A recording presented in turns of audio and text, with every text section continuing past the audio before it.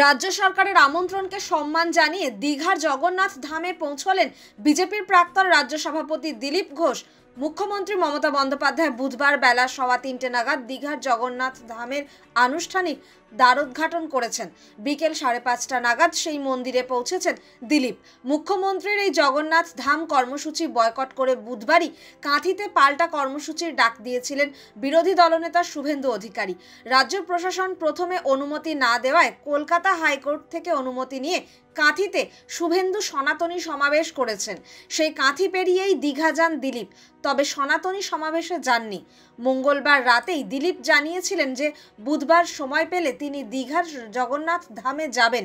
হাওড়ার শ্যামপুরে একটি ধর্মীয় অনুষ্ঠানেও বুধবার তার আমন্ত্রণ ছিল।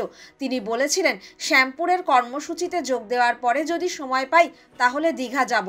মুখ্য সচিব চিঠি দিয়ে আমন্ত্রণ জানিয়েছেন, তবে শেষ পর্যন্ত সেই সময় পাওয়া দিলীপের হয়ে উঠবে কিনা তা দুপুর পর্যন্ত স্পষ্ট ছিল না।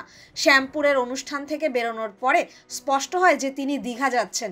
রাজ্য বিজেপির প্রাক্তন সভাপতির কথায় অক্ষয় তৃতীয়ার দিন একটা শুভ দিন। এই দিনে আমরা পূজার্চনা ধর্মীয় কর্মসূচিতে যোগ দিয়েই থাকি। এরকম একটা দিনে দীঘায় জগন্নাথ মন্দিরের উদ্বোধন হচ্ছে, সেখানে আমাকে আমন্ত্রণও জানানো হয়েছে, কেন যাব না? মুখ্যমন্ত্রী মমতার এই কর্মকাণ্ডের মধ্যে হিন্দু জাগরণের প্রয়াসও দেখছেন দিলীপ। তিনি বলেন, অক্ষয় তৃতীয়ার দিনে হিন্দু জাগরণের অনেক কর্মসূচি থাকে। মন্দির প্রতিষ্ঠাও তো হিন্দু জাগরণেরই কাজ। তারপরেই স্বভাবসিদ্ধ রসবোধে দিলীপের মন্তব্য, ভগবান আমাদের সঙ্গে দেখা করার জন্য 350 কিলোমিটার চলে এসেছেন, আমি তার সঙ্গে দেখা করার জন্য 200 কিলোমিটার যেতে পারবো না?